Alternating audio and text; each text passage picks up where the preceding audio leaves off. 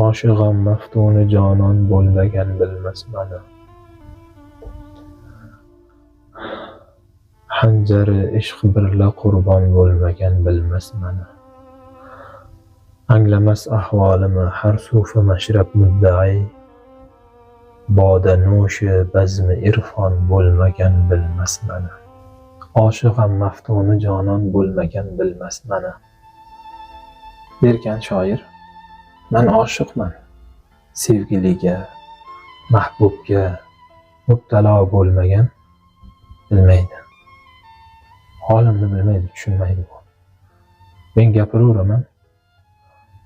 Go'yoki adabiyotchining gapi kabi quruq gapdek eshitib o'tiraveradi. Magar ishqni oshiq bo'lgan tushunardi demoqchi. Hanjari ishq birla qurbon bo'lmagan bilmas mana. Ishqni hanjari, ishqni alami, ishqni og'rig'i bilan og'rimagan, qiynalmagan kishi bilmaydi baribir holimni. Anglamas ahvolimi har sufi mashrab muddai. Ahvolimni har yo'lda yurgan ham holatimni tushunavermaydi. Bodanushi bazmi irfon bo'lmagan bilmas mana. Mani totganim bu lazzatni, men topganim u bazmdagi irfonni totib ko'rmagan baribir bilmaydi. Deyapti. Haqiqatan kishi oshiq bo'lmaguncha oshiqning holini tushuna olmaydi.